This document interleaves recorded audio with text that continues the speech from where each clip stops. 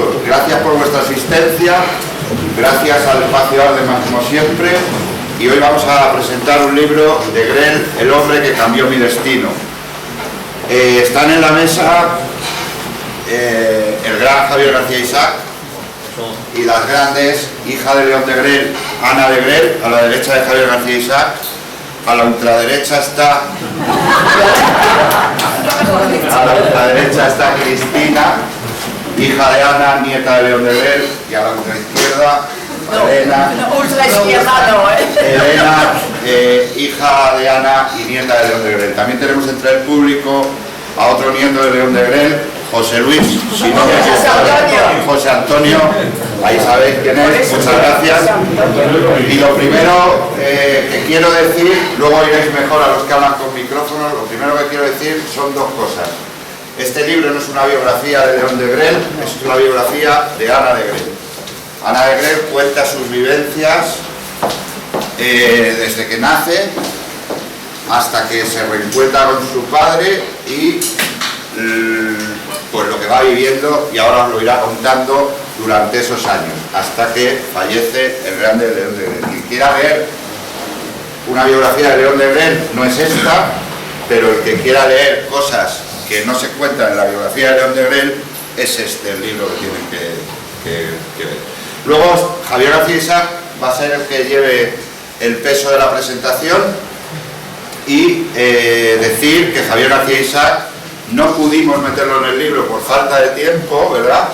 Pero le hice una entrevista a León de Grell allá por el año 94, 89, 90, que la hubiéramos querido meter en el libro. También quisimos haberla emitido hoy aquí antes de empezar la presentación, pero problemas que no vienen al caso, no ha podido ser así. Prometemos que esa entrevista, de una manera o de otra, algún día o la emitiremos aquí o irá en la segunda edición que haga Ana de Grell. Así que sin más, doy paso a Javier. Han llegado otras dos nietas de León de Grell. Han llegado otras dos nietas de León de Grell, así que un aplauso para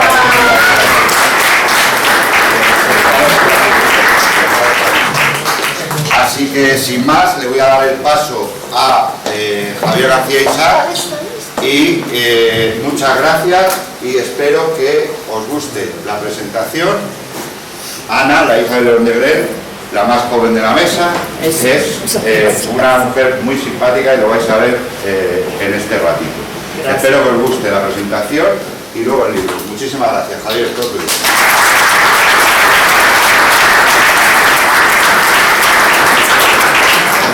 Bueno, gracias a todos por haber venido. Yo creo que lo importante es escuchar a Ana, ¿no? Como decía Álvaro, aquí no se trata de una biografía de León de Grell, se trata de la biografía de una hija y la relación que tuvo con su padre, ¿no? En unas circunstancias que todos vosotros ya conocéis. Tampoco os voy a comentar cosas que ya sabéis, cómo León de Grell llega a la playa de la Concha, dónde está, los años que está aquí hasta que se sabe que aparece, que está vivo, y es el único líder, yo creo que el único superviviente de un gran movimiento del bando perdedor en la Segunda Guerra Mundial. Hay un libro de Salvador Borrego que habla de derrota mundial, ¿no? Y León de Grell pues representó el único que quedó vivo. Yo tuve el placer de conocerle en el año 88, 89, en varias ocasiones, y en una de ellas estuve en su casa en Málaga, y el ir a verle había que pedir audiencia, porque había que pedir, y la verdad es que todos los días tenía visitas y visitas y visitas, y yo tenía amigos, y conseguí incluso permitirle que sacara una cámara de vídeo, que era muy reacio, y grabar una entrevista, y en esa época estaba empezando en temas de comunicación, y me parece un documento que nunca ha visto la luz, un documento que le he prometido a Álvaro que se lo dejaré para que se haga público, ¿no? Y en ese documento hablamos de la Europa de los años 80, de la Europa que él le tocó vivir, de por qué se va voluntario con el ejército alemán, por qué se va al frente ruso, y a partir de ahí entablamos cierta amistad, y Y creo que este libro, lo interesante que tiene este libro, fuera del personaje político, del gran líder que fue en esa Europa que perdió, tenemos en la relación de Anne con su hijo, con su padre, con León de Rey, ¿no? A mí me gustaría recordaros que Ana de Rey viene en el libro, nace en Bruselas, de padre belga, de madre francesa, en julio de 1936, y creo que esto es importante recordarlo, porque como bien dice en el libro, hasta los 8 años vive en Bruselas con sus 4 hermanos, siguiendo los cursos escolares con una institutriz. Nunca antes había pisado el colegio hasta entonces, y el último año de la Segunda Guerra Mundial vive en Alemania con su madre, con sus hermanos, huyendo de los bombardeos, y al terminar la guerra, sin conocer nada de su padre y con su madre, presa política, fue recogida por su abuela materna y vive en Francia. El resto de su infancia con sus 4 hermanos, estudiando en colegios privados, en universidades financiadas por la familia materna. Llega a España en circunstancias un poco trágicas, un poco no, en circunstancias trágicas, porque tu hermano muere en una visita que hace a tu padre en un accidente de moto. Y a partir de ahí decides venir a España a conocerlo. A consolarle. A consolarlo. Ese es mi principal. ¿Pero le habías visto antes? No, desde los 8 años.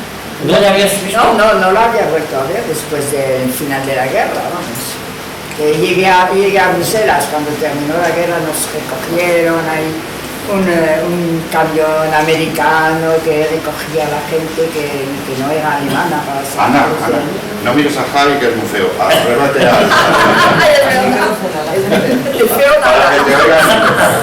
Bueno, total, que nos recogió mi abuela en el sitio este donde llegamos, a Assistance Publique, se llamaba la asistencia pública, donde venían todos los hijos de los que tenían la misma seguridad que mi padre, que habían luchado por...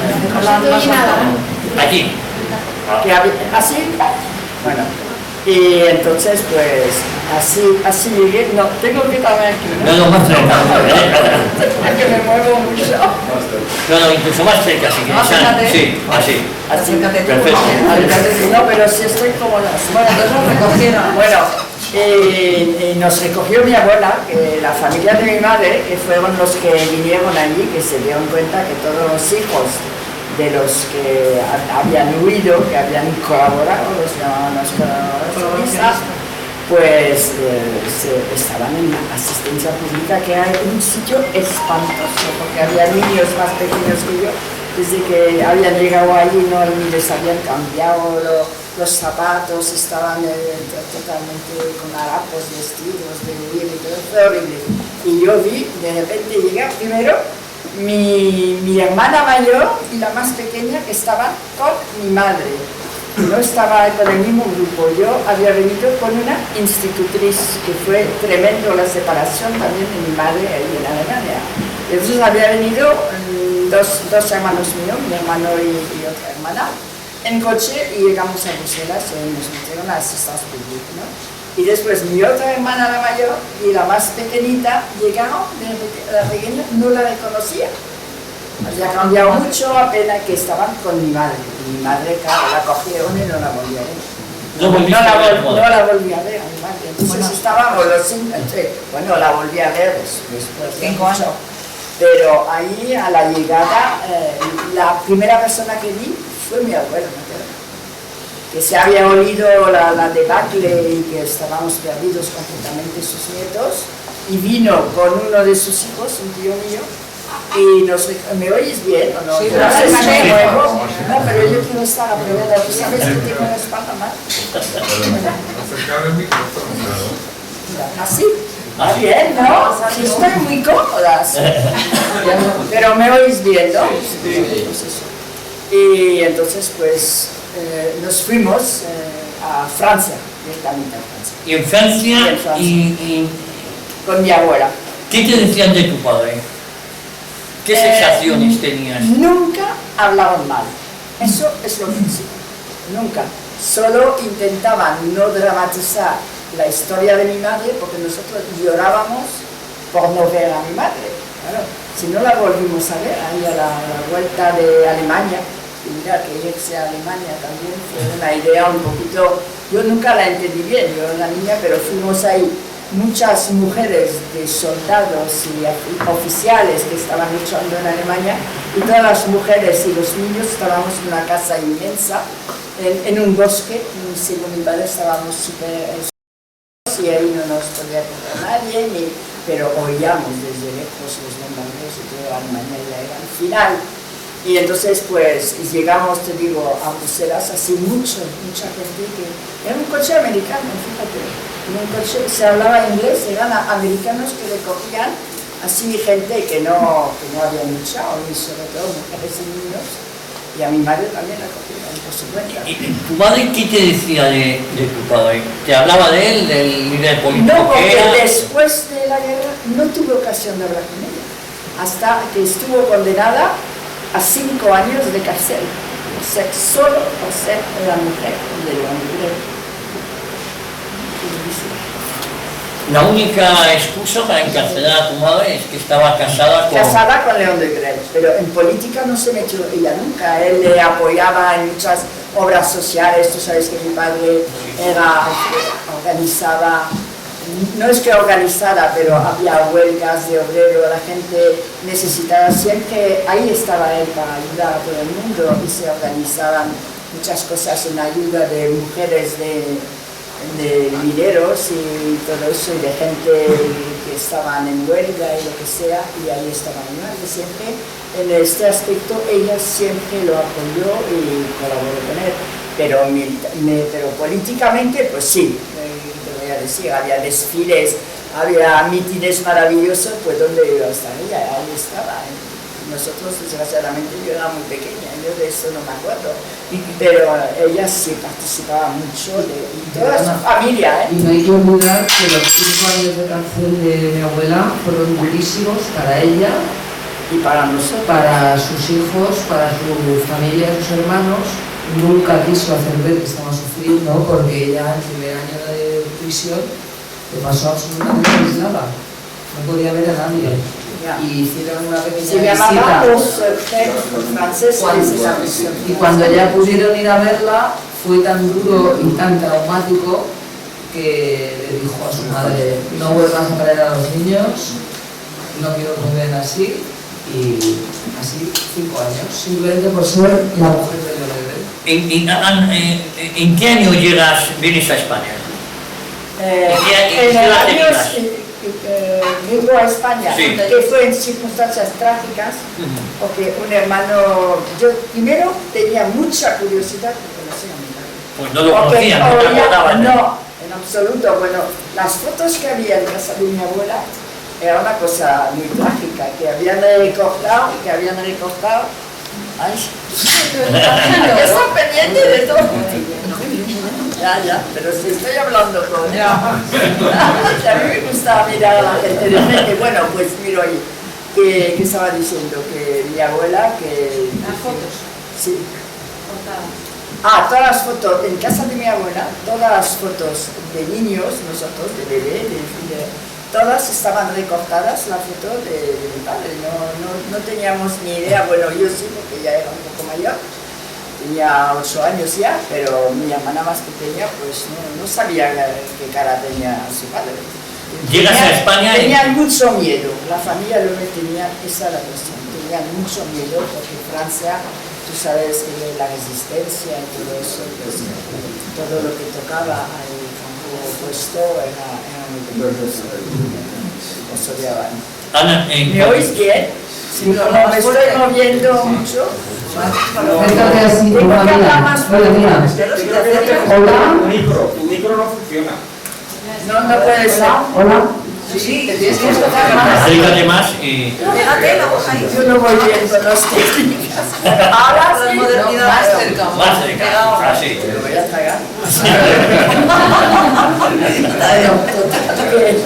Que esa fue la historia, que vino mi abuela a buscarnos con un hijo suyo que vivía en Bélgica, que la familia de mi madre eran todos unos industriales y vivían en Bélgica, vivían en Tournai.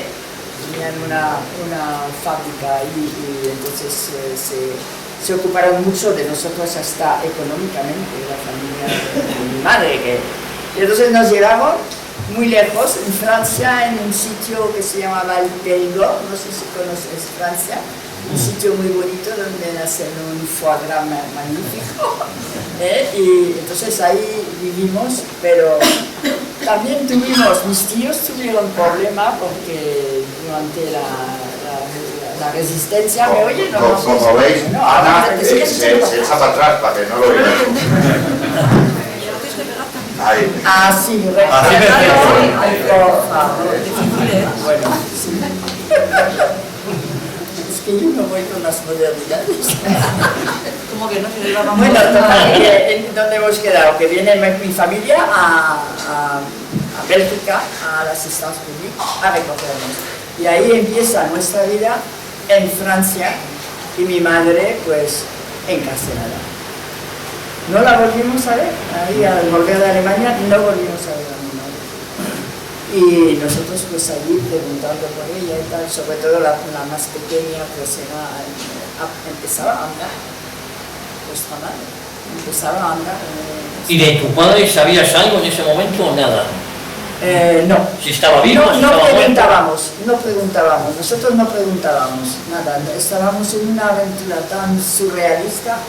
No, todos los niños que habían estado con nosotros en Alemania, que eran niños también de combatientes por el lado alemán, entonces pues todo el mundo estaba en el mismo... Era un drama tan horrible que no nos enterábamos. Pero esos años que tú viviste en el Périgord, no sabéis nada de papi. No, en esta Estaba época... buscando. Sí. No, ya se había acabado la guerra, estaba oyendo. Sí, nosotros no nos decían, espera que me siente bien, no nos decían dónde estaba mi padre. Eso fue absolutamente secreto también, siempre, y decían hasta que lo habían visto en Brasil, que estaba con Nasser ahí, bueno, en Egipto, que en fin, que estaba con mucha gente, pero no nos decían dónde estaba, ni él, claro, estaba aquí. Bueno, la historia de mi padre ya la debes de conocer un poquito, y la protección que tuvo por parte de Franco, que se salvó, no porque Franco le tuviera un especial cariño ni eso, yo creo que sí, que políticamente coincidían, pero es que antes Franco devolvió a Francia unos colaboracionistas. Y pasó que cuando llegaron a Francia los ejecutaron y no se volvió a saber más de ellos, y entonces ya dijo no, Laval, además sí, a Laval, es que tenía nombrado en particular, a Laval lo ejecutaron nada más volver a Franco Francia. le dijo que se fuera y Laval se entregó bueno. Sí, se entregó directamente, fue valiente, pero mi padre no tenía ninguna gana de entregarse porque sabía lo que le iba a pasar. Así que, mira, además no se podía haber entregado porque estaba muy herido. Sí. Tú sabes cómo llegó. Llegó a Tenerife, fue una merizaje, de San Sebastián, de la Concha, que no había oído la Concha. En la playa de la Concha estuvo muy herido y entonces él no se podía transportar, gracias a Dios. Y yo creo que incluso le buscaron más heridas de la cuenta. Pero ahí se quedó, pues... ¿Pero tú eras consciente de lo que había significado tu madre? A esta edad todavía no. Y cuando llegas a España ya empiezas a... Ah, bueno, yo aquí es donde conocí de verdad a mi madre. Porque en casa de mi madre no se hablaba de él. Para nosotros había sido un trauma terrible, y sobre todo mi abuela, la madre de mi madre, imagínate cómo sufría, sabiendo las condiciones en que vivía mi madre. Si te cuento, pues lo he contado, en el libro lo veréis, que fuimos a ver a mi madre a la cárcel, ya mi hermana mayor y yo. Sí, mi hermana mayor y yo nos llevaron mi abuela y un tío mío que le adoraba, que fue el que se ocupó sobre todo financieramente de nuestra educación, colegios y demás, y nos llevaron a ver a mi madre. Entonces vamos nosotros con una una ansia por verlas, que tú sabes el trauma que puede ser para unos niños de repente en estas circunstancias, ¿no? Saber que estaba muy mal, no nos contaban todos los detalles, pero estuvo un año en secreto, o secreto, decían algunas cárceles. Es decir, que no veía absolutamente a nadie. Le ponían comida por una ventanita y le recogían lo que fuera por otra y no hablaba con nadie. Un año estuvo así. En total aislamiento. Total, y oyendo los gritos de las demás. De las que se volvían locas. Bueno, esas cosas prefiero ya no. Bueno, pero como el encuentro. Pero, y entonces el encuentro fue que fuimos con mi tío y mi abuela, y llegó de repente, oímos unos pasos así de zapatillas por el pasillo de ahí de la cárcel, y llega mi madre, no la reconocí. Mi madre era muy guapa, rubia y tal, como una anciana, y lloraba, una anciana que lloraba. Y yo le cogí una manía en esta época a las monjas, que después ya cambió porque yo fui a colegios de monja y me llevaba muy bien, bueno, cosas así que nada. Pero ahí es que las carcelarias estas que eran especiales, pero se las buscaban crueles a costa. Total, que no la dejaron primero que se acercara a darnos un abrazo, nada de besos. Le habíamos llevado los caramelitos, unas cosas. No le pudimos dejar nada, y a las monjas menos, viéndolas, no dejamos ya nada. Y claro, mi madre después dijo, ya ha terminado, miró suelo y oímos a la monja que se marchaba con mi madre, y el ruido de las zapatillas en el pasillo y unos sollozos. A mí no se me olvidará en la vida, yo te juro que cuando lo comento otra vez tengo ganas de llorar. Bueno, total, que dijo mi abuela, se ha terminado, no llevamos más a los niños. Habíamos ido solo a las dos mayores, pero a los otros tres no los llevaron nunca a la casa. No fui nunca más. No. Y ella salió. Después la cambiaron de cárcel, salieron a la cárcel de Bruselas, una en Namur, otra ciudad belga, y por lo visto ya no estaba au secret. Sí, en aislamiento. Sí. No sé si ya no estaba au secret, en fin, podía ver compañeras. La habían condenado 10 años inicialmente. Sí, 10 años. Bueno, tuvo un abogado maravilloso. El juicio fue, yo según me lo contaba, yo me imaginaba el juicio de María Antonieta en Francia después de la Revolución Francesa. Es que la insultaban por la calle, todo eso nos lo contaron mis tíos. Era horrible, y no había hecho nada, solo era la mujer y se ocupaba de obras sociales, iba a los mítines, claro, como no va a ir. ¿Y cuando sale de la cárcel, os trasladáis a Francia o...? No, a Francia, sí, seguimos. No, a Bélgica no quise ir, nada que ver. Ella apareció en la casa familiar del Perrique donde estabais todos. Sí, no, fue mi tío que vivía en Bélgica, porque la familia de mi madre son una familia de industriales que tienen una fábrica de cemento en Bélgica, en Tournai. Y entonces, pues mi tío fue el que fue a buscarla, recogió y la trajo a donde vivíamos, era el Périgord, hacia el suroeste. Bueno, y yo es que no la conocí. Yo me acuerdo que estábamos en una casa muy arriba, había que bajar, y estaba en un patio abajo en una granja de unos tíos míos, corriendo, me hice un esguince espantoso, me acuerdo, corriendo por esta cuesta abajo, y me quedé así, es que no la conocíamos, no era ella. Mi madre era muy guapa, rubia, y con una cara siempre sonriente, y era totalmente, es que estaba tan enferma, te miraba con locura, vamos, es que son unos años que nunca se lo olvidamos. Sí, en años 50. 5 años, sí. 5.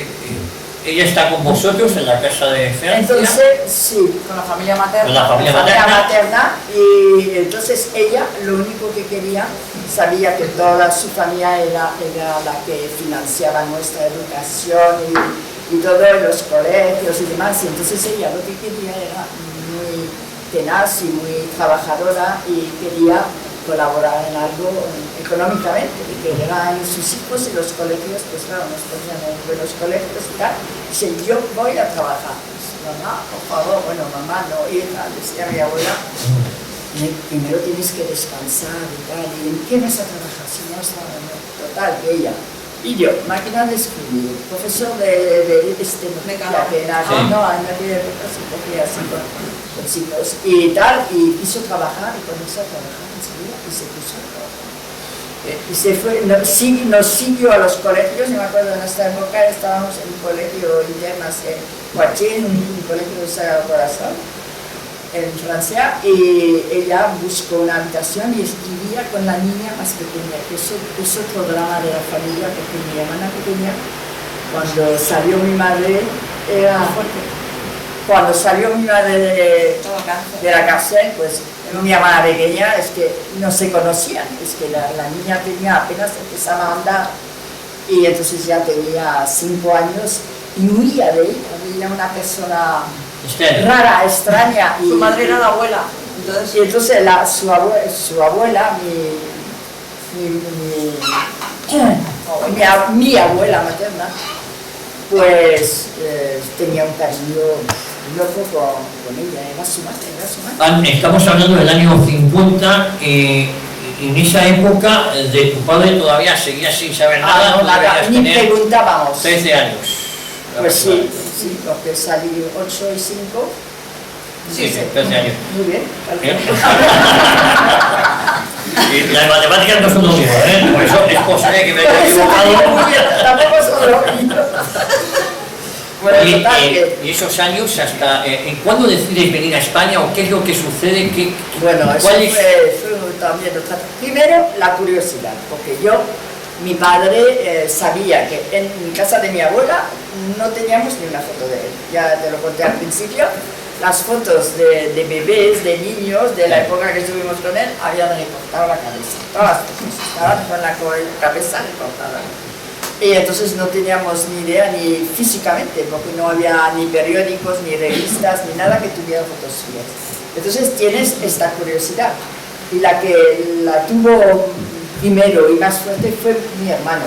Mi hermano, que era el único hijo. El único chico, y entonces pues él fue el que dio el primer paso y se fue a España. Y luego fue una hermana de mi abuelo, por la parte de Grel, son los que facilitaron el encuentro entre su hermano, único hijo de León de Grel, y León de Grel. Y gracias, porque la familia materna, vamos, se llegan a enterar, lo matan.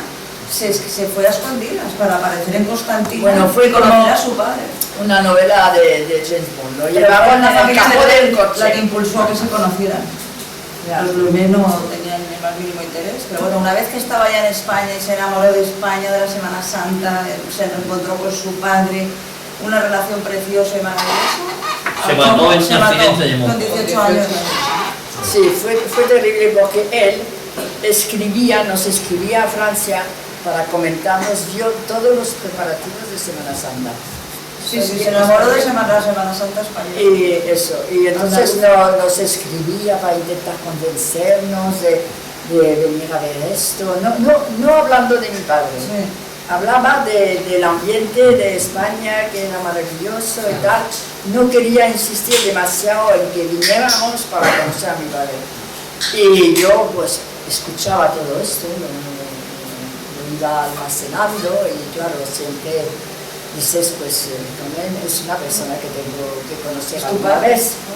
Y entonces que fue lo horrible, lo más horrible del tema, que para que llegue a conocer a mi padre fue porque se mató mi hermano.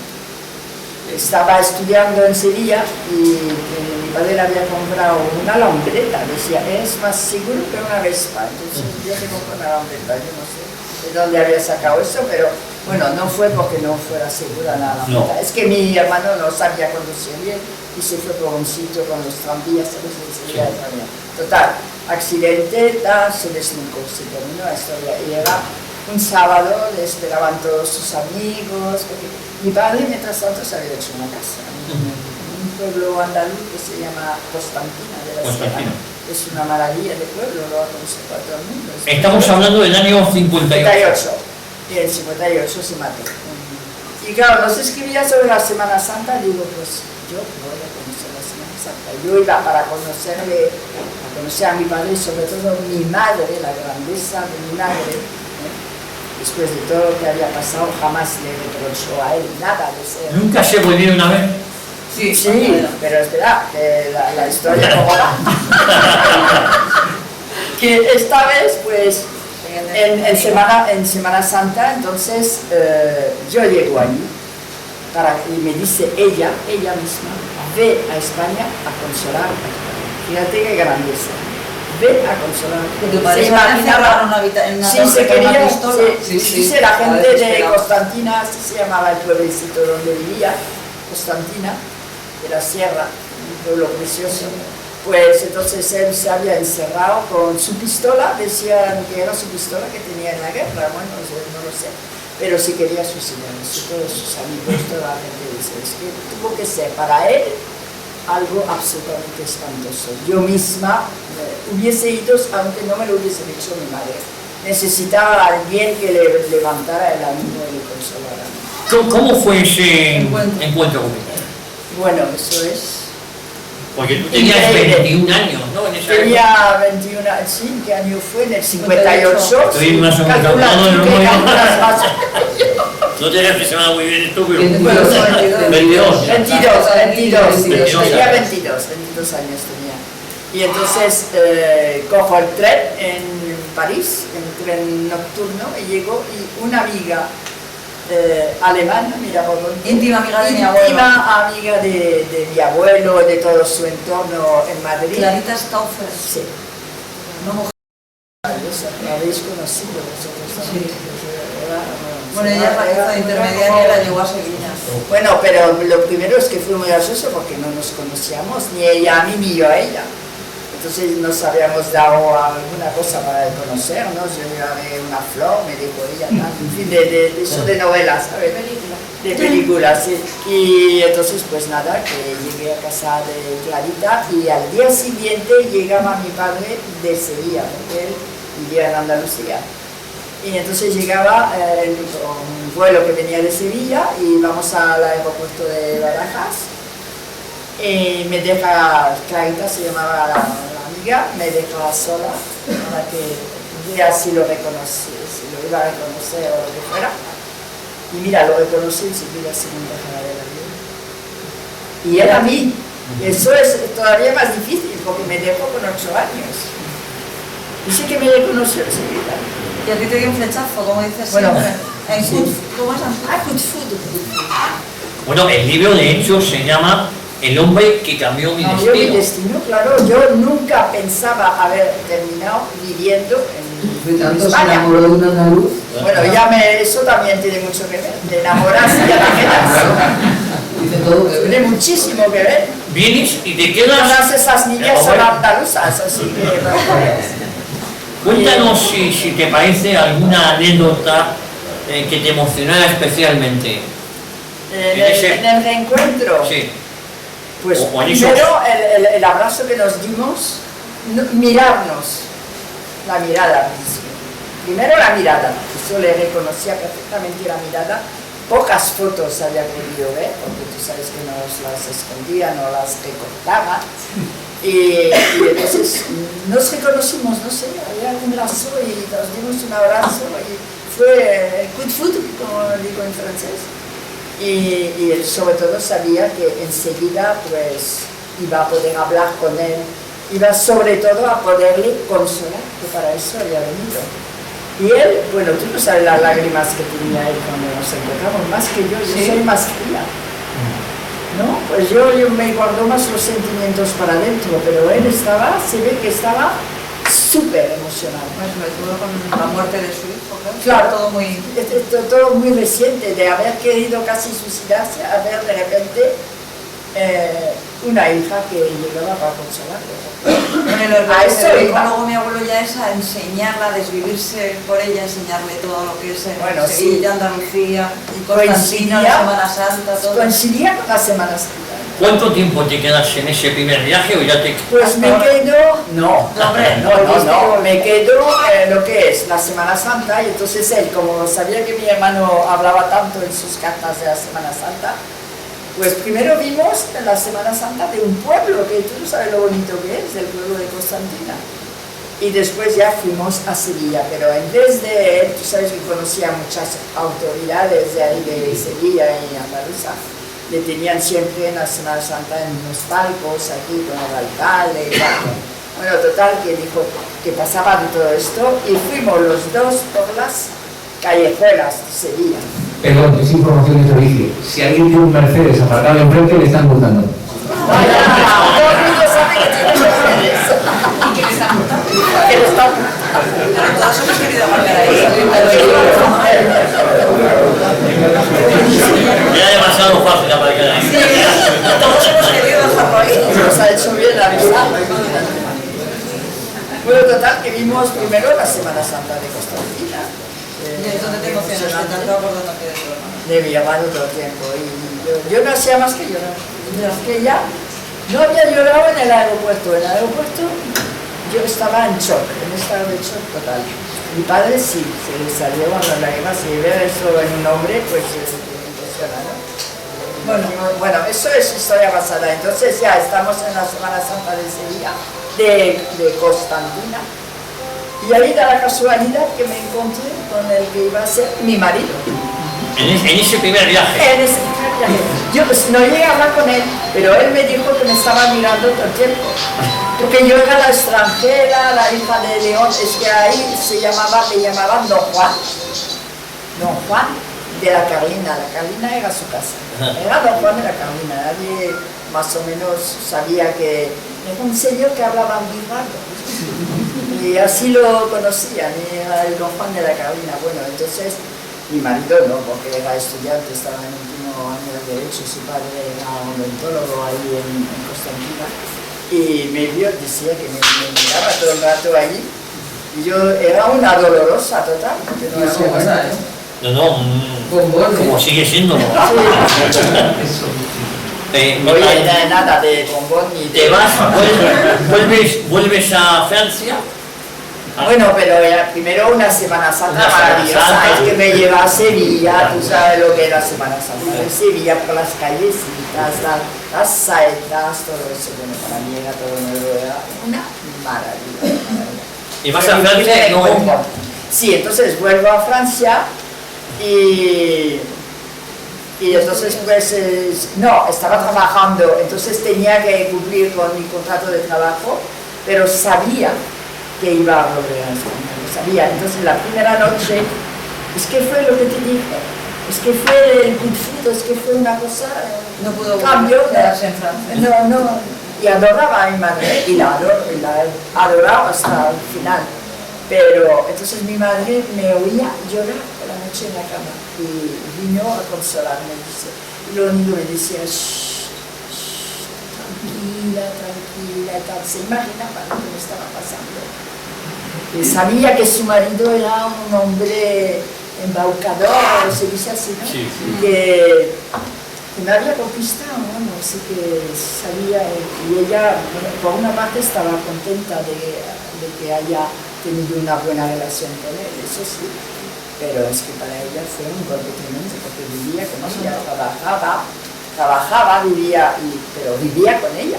Yo no tenía relación sentimental ni nada todavía en Francia en esta Entonces época. que todas las hermanas se vinieron al final, bueno, menos son. Bueno, pero yo entonces volví en el verano, ya quiso venir, toda la familia ya se contagió la cosa, toda la familia quería conocerla. Y yo tuve que ser como si fuese la anfitriona de esta casa, que era muy grande, tenía muchas habitaciones, pero vinieron todas las tías, sobrinas, gente que no conocía, de toda la familia de él, porque como no habíamos tenido ningún contacto en Bélgica con la familia de él, estábamos siempre con la familia de mi madre, pues no conocía. Perdón, que lo habían matado, porque mataron a su hermano. Sí. Bueno, eso me murieron parece sus padres en la cárcel también. Habían sufrido muchísimo, todo el mundo de la familia, pero eso te lo contaré en otro momento. Ahora estoy en la familia de Grey, ¿no?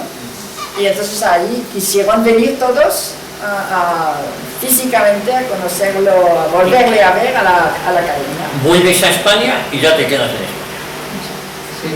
Te enamoras, te casas y nacen... Lo que ha sido amor, El amor es muy no, nervioso. pero yo volví a Francia también, no era totalmente hilo, no sé, en absoluto, pero en fin, casi es que te enamoras y te casas y ya tu vida empieza Bueno, en 3 España. hermanas se casaron en España. Sí, Solo una se casó y se quedó en Francia. porque vinieron Nosotras todas también, aquel verano, vinieron toda la familia y fue el reencuentro masivo de toda la familia. ¿Te contó tu padre cómo fue su relación con personajes como Girón de Velasco o Blas Piñar? Con Blas Piñar, con Girón de Velasco, yo no vivía todavía en España cuando tenía esas relaciones. No vivía yo todavía en España. Yo conocí muy bien al conde de Vallalde, José Finat, porque además es él que fue a buscarlo al hospital de San Sebastián para traerlo a Madrid y que le ayudó muchísimo. Y con ellos estuve mucho, iba a comer a su casa. Y además tuvieron un drama parecido al nuestro, porque un hijo suyo se ahogó en el Tajo, ahí en Toledo, yendo de pesca o de caza. A la misma edad que mi hermano, entonces estaban los dos padres pues muy... Y después también con quien tenía, con Serrano Suñer, que lo conocí también, en fin, algunos amigos suyos que conocí en Madrid y los trataba también bastante. Tu padre es un hombre de convicciones religiosas y muy firmes. Sí, eso, se había educado con los jesuitas. En su casa hablaban en latín por la mañana, en el desayuno. Eso yo cuando me lo explicaba no me lo creía y sigo sin creérmelo porque era una familia de 8 niños hablando en latín en el desayuno. Bendecía la mesa. Y bendecían la mesa siempre. Sí. Eso es que eran muy católicos, muy practicantes. Sí. Y su partido político se llamaba Arbex. Bueno, y la primera gran aventura, voy a decir, no solo política, pero humana sobre todo, fue su viaje a México en la guerra civil que hubo en México, que mataban a todos, una guerra de religión. Y fue allí, tenía 22 años o así, no sé, yo tengo aquí las fechas, que fue a México y conoció pues toda la vida y martirio de los católicos mexicanos ahí en esta guerra civil. Y entonces esa fue su primera gran aventura, que además se la financió él y todo esto económicamente, y hacía ya reportajes, empezó a mandar a periódicos y se dio cuenta. Bueno, siempre ha tenido la escritura en su mano, tanto para la prensa como para escribir libros y todo. Bueno, le pregunto a Ani y también a sus nietas, a Cristina y a Elena, ¿qué hay de cierto? Las nietas. Yo creía aquí, no. Adiós, entonces aquí. Ya. ¿Qué hay de cierto en que su personaje de Tintín tiene algo de León de Rey? Bueno, Eso le encantaba contarlo. es una leyenda, como que Es se ha una contado toda la leyenda, vida. es una leyenda. Pero vamos, eso José Antonio. Sí, José sabe Antonio mucho sabe de de eso. Sí, José Antonio, sí, es que Está muy documentado. un el sobrino tema de mío, usted, sí. es que El autor. Hergé, que escribía Tintín, ¿no? Que el Sí. dibujito de Tintín, pues era un empleado de abuelo, era el que hacía como Mingote del ABC, pues hacía los dibujos en los periódicos que tenía mi abuelo. Y Le Peyret, Le Soir también era de él, el Le Petit Gantien era de Sobre todo él. Le Petit Si vosotros vais a las tiendas de Tintín, pone Le Petit Gantien. Ese periódico era de León de Rey. eso, Y eso lo decía. Hergé y la fundación lo niegan, es decir, lo niegan, pero vamos, es innegable. El negocio de Le Petit Gantien, que era de León de Rey, pues Verdi con asa regadera, ¿no? Y además, ya que estáis aquí, os contaré. En el Cetro de Tocar hay, en ese concretamente, podéis ver que hay una orden, no sé si alguno lo habéis leído, pues hay una orden que se llama la Orden del Pelícano o algo así, quiero recordar. Y entonces el leitmotiv de la Orden del Pelícano en francés pone Qui s'y frotte s'y pique. Si dibujáis la edición francesa pone Quisifot, bueno, pues la legión wallona, su bandera con las aspas de San Andrés, pone Quisifot, Sipi. ¿Quién se acerca? Ya creo que con eso ya lo hemos contado todo, ¿no? Muchas gracias. Te lo escribo en francés, Quisifot, Sipi. Ah, lo tienes ahí en el ¿Dónde libro. lo vas a poner? Ah, vale. Gracias, José Antonio. Oye, y ¿cómo vive la muerte de Franco y cómo vive la transición? Como la vivimos, él y yo, porque yo también era muy agradecida a Franco, como la había protegido y gracias a Franco pudo seguir viviendo en España. Total, que la muerte de Franco la vivimos los dos, yo me acuerdo, en la Plaza de Oriente, cuando se hizo la Nosotros misa. hicimos las 14 horas famosas de cola. De cola. Los 4 Mi niños marido, pequeños. que era en aquella época era en Fuerza Nueva, trabajaba, era el que llevaba toda la juventud, estaba muy amigo de Blas Piñar y tal. Y entonces él iba a velar el féretro, estuvo, y cuando nosotros, yo salí con mis hijos, que eran muy pequeños, a las 5 de la tarde con mi idea, bueno, es la tarde, pasamos a las 5 de la madrugada. Y entonces fue algo absolutamente alucinante, la gente que había en las calles de Madrid para ir a pasar de la tarde. Y bueno, nuestro abuelo no pudo estar por la edad que tenía, pero le dio un infarto en esa. Le dio un infarto, le dio un infarto cuando murió Franco. Sí, sabía que Franco, bueno, le había protegido, nunca. Acercamiento así directo yo de mi padre con Franco no lo vi nunca. Nunca. Además no hay una foto de ambos. No la hay. ¿Y cómo vive la transición y cómo empieza a notar la persecución que empieza a sufrir fuera de España? Fuera de España. La persecución que hay estando aquí.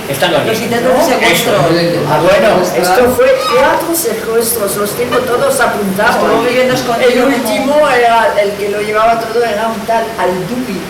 Y estaba siempre, se enteraba porque tenía unos amigos que vivían en Suiza. Y yo me acuerdo, los conocí muy de cerca y no sé cómo se los arreglaban, pero siempre descubrieron los amagos, en fin, cómo se estaban preparando los raptos. Y el último, que se llama, el que lo llevaba, era el cuarto.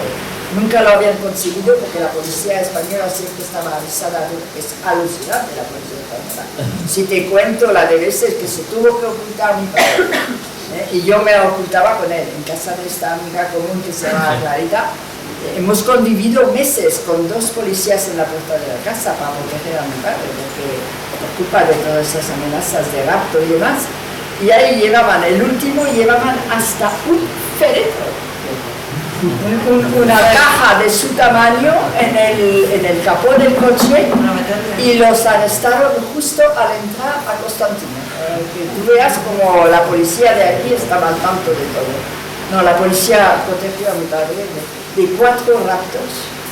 ¿Y el porqué de este libro ahora? Porque este libro no es de ahora, hace 4 o 5 años, siempre he estado aquí. Hemos animado a los hijos, Hemos animado porque nos contaba historias, No, pero- siempre le decíamos, mamá, es que tienes una vida que es digna de contar, porque es que es de película. Cada día nos sorprendía con una anécdota. Y le decíamos, deberías escribir un libro y dejar ese legado a tus hijos, a tus nietos, porque es una historia fascinante. Pero la idea no era publicar nada, o sea, era todo lo que me No, estás Álvaro, contando. cuando ven una oportunidad y está, para publicarlo. Hombre, es que Es alucinante. Le costó 3 Un años, abrazo para ti. le costó 3 o 4 años de trabajo y dijimos, mira, pues lo vamos a publicar. Pues Porque a mí es me- verdad que cuenta muchas cosas de la familia que no, a Sí, lo mejor las- son un poco íntimas, que dices, bueno, no me apetece que lo lea la gente, No, es pero que luego al estaba final... escribiendo un diario. Pero- Un diario estaba escribiendo. A mí me gustaría... Y ya se movió completamente el sentido de una autobiografía, y claro, son todas mis conversaciones con él. Porque yo fui muy, muy cercana a mi padre y no siempre estaba de acuerdo con él. Discutíamos muchísimo. Que vivíamos al lado. Discutíamos mucho. Pero también nos gustaba, porque a él también le gustaba que tuviera cierta oposición y que hiciera muchas preguntas y demás. Entonces teníamos unas conversaciones algunas veces. Cada vez que pasaba por el mundo, lo primero que hacía era llamar a mi madre y era su confidente. Sí. Hablando de política. Que vamos a tomar mujeres en la terraza. Y vivía muy cerca de mi casa, tengo una terraza, y ahí empezábamos a charlar y todo lo que no.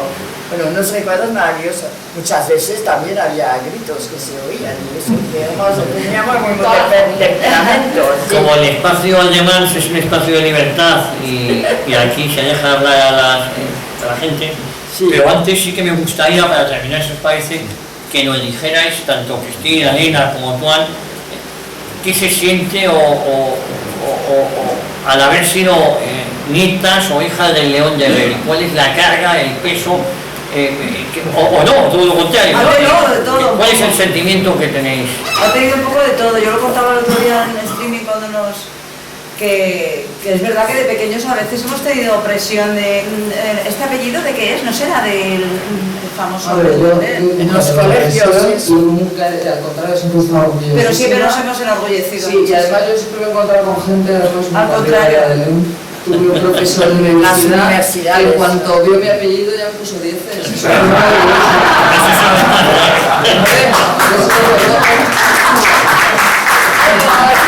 ¡Qué buen profesor!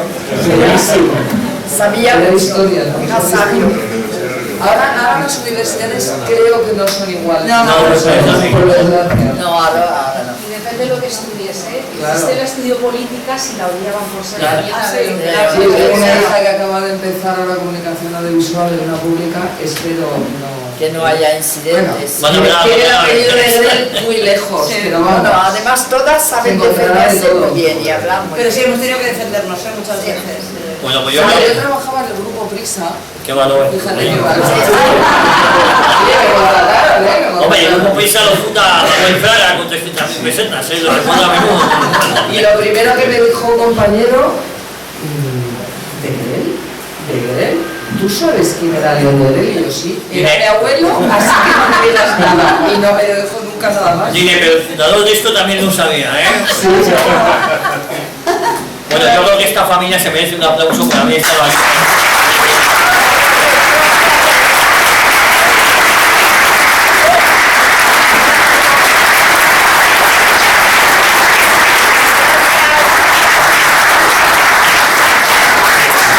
Bueno, pues muchas gracias. Vamos a pasar a ese momento de las preguntas. Me vais levantando la mano y yo os voy dando paso. No tenemos micrófono inalámbrico, que pregunten los fuertes como yo de voz, ¿vale?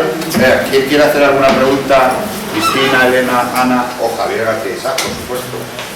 ¿Quién va? A ver, se va a dedicar, dale fuerte. Bueno, muchas gracias. Yo quisiera preguntar el motivo por el que durante tantos años, desde el año 45 en que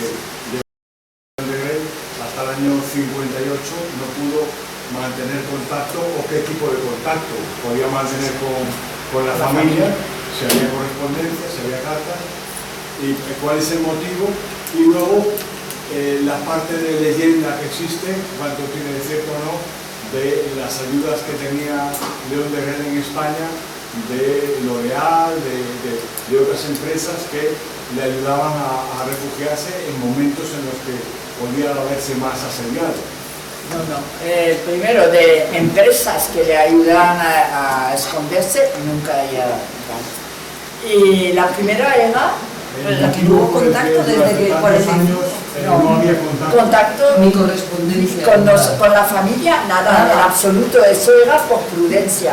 Era sobre todo por prudencia por parte de la familia de mi madre, que no nos dejaban tener ningún contacto, ni nos cambiaban cuando ellos, en la familia sí se enteraban que podía haber proyectos de raptarnos. El propio León de Grel de mi padre, que mandaba gente, yo he visto fotos para ver si nos cogían al salir de un colegio y tal. Hemos visto alguna vez coches con matrícula española llegando a la finca de mi abuela, donde vivíamos nosotros, y entonces nos ocultaban directamente todo eso. Se ve que hizo también amago de querer recuperarnos, pero la familia Lemay estaba totalmente protegida, bueno, entre comillas, protegiéndonos, no querían que nos fuéramos a España y que nos metieran en la misma aventura. Pero mi padre tuvo, pero de eso de que se refugiaran, dijeron de así que casi había estado con Nasser, que había estado no sé qué, que estaba en Brasil. A nosotros nos contaban miles de historias, que para, no sé si para tranquilizarnos, porque se lo creían, yo no sé. Aquí estaba, desde luego, muy bien protegido, muy bien, si había la más mínima alerta, la prueba que 4 secuestros, intentos de secuestros, que la policía los cortó todos de raíz, es decir, que la policía le protegía muchísimo. Y yo, como os decía, he vivido en un piso en Madrid, que hemos vivido no sé cuántos meses con policías a la puerta. Pero eran todos los necesarios, ¿no? A que os pudieran hacer algo a vosotras, si os veíais con él. O sea, el miedo era que en Francia... Ah, sí, la familia Lemay se llamaba familia de mi madre, es que no querían que viniéramos aquí porque no querían que nos pasara algo, que no era prudente y tal. Y además, como contaban tantas historias, yo estoy seguro que sabían más o menos dónde estaba mi padre, pero a nosotros no nos dijeron nunca nada. Nos protegían, nos mandaban a estudiar, colegios, universidad, lo que sea, pero de volver a España, de ponernos en contacto con él, no sabemos dónde estás. Fue mi hermano que se vino, pero casi clandestinamente. Oye, yo como estoy en la mesa y tengo... Bula. Iba a decir derecho de pernada, pero es eso, ¿no? ¿Qué pasa? Menos mal que no venía mi marido.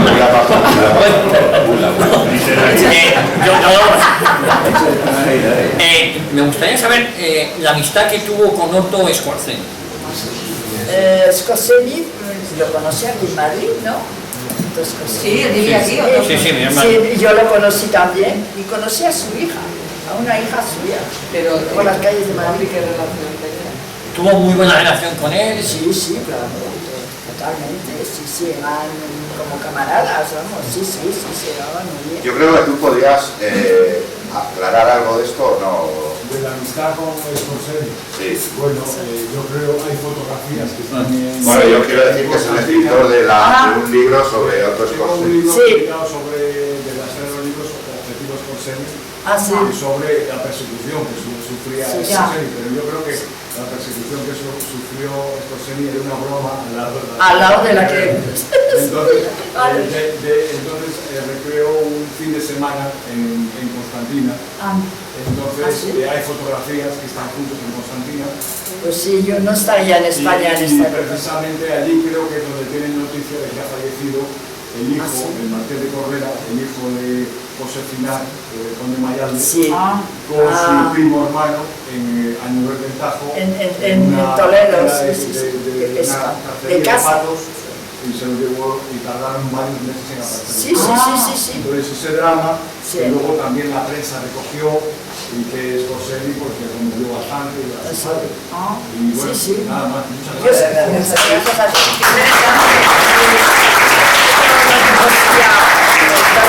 Yo no estaba en España, son 2 que se murieron, por eso eran muy amigos de José Finar, ¿no?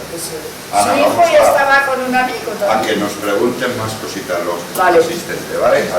Sí, buenas tardes. Un poquito alto para los de atrás, ¿vale, amigo? Me ha parecido, en fin, magnífica la exposición sobre la vida de su padre, su relación con usted y con el resto de la familia, y quería saber, en Bélgica, su padre, tengo entendido que fue juzgado en rebeldía, ¿no? Rebeldía, sí. ¿Y es verdad que fue condenado a muerte por Bueno, sí, estaba condenado. Yo tengo aquí todo lo que fue su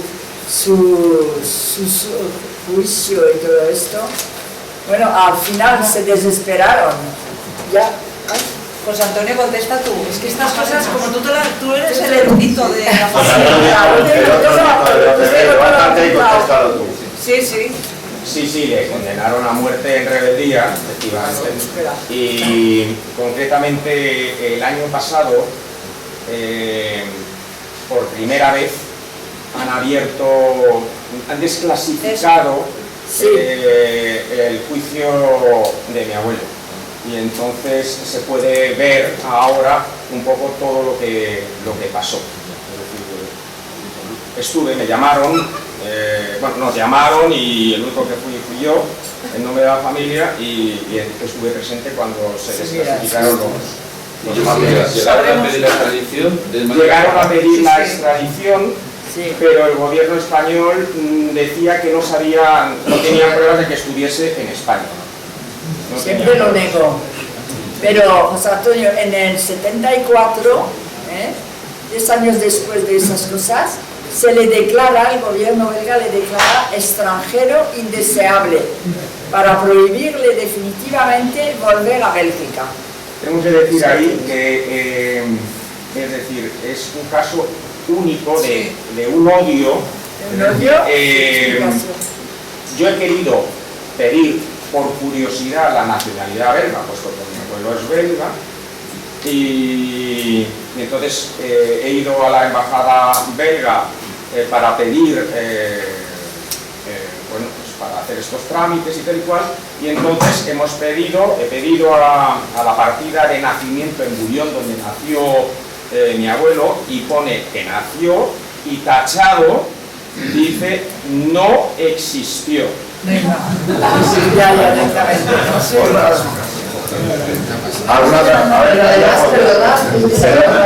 hermana dijo una cosa en la entrevista que es importante recalcar, que mi abuelo fue declarado traidor a su patria y mi abuelo lo único que hizo fue luchar contra el comunismo. Eso es lo único que hizo, fue con los chavales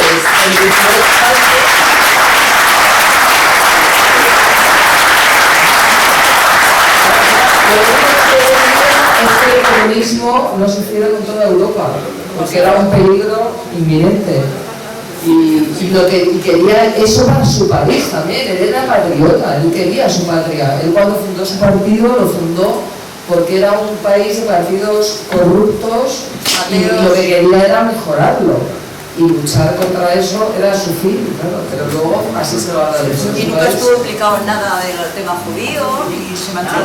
Quería añadir que quién es más traidor o más cobarde, el gobierno belga o el gobierno francés, que entran los alemanes y salen corriendo, se van todos a Londres y dejan a la población abandonada, es decir, la población, el panadero, el fontanero, el abogado, ¿sabes? Sin gobierno, sin ningún control, o aquel que se queda y encuentra soluciones para el pueblo, ¿no?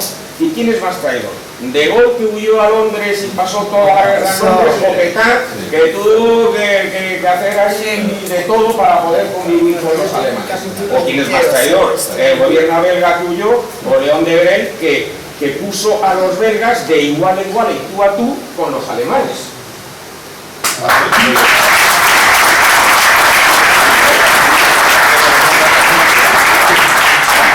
Allí tenemos otra pregunta. Sí, yo quería preguntaros si la familia mantiene algún especial activismo político, y sobre todo quería preguntaros si dentro de la familia luego no ha habido discrepancias políticas o discusiones políticas. Si alguien ha seguido otra línea. No, nunca. Solo ha sido una cosa. Ha educado fenomenal. Sí,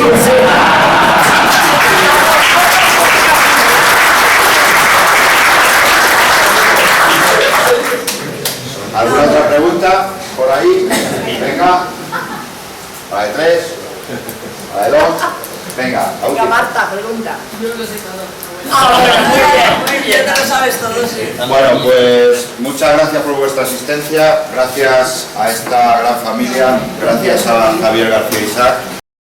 Y ahora Ana me decía que no sabía firmar libros y dice que ha venido preparada para firmar. Pero tú no digas eso, tú di que tienes que firmar más. Muchos más. primero es el mío. Muchas gracias.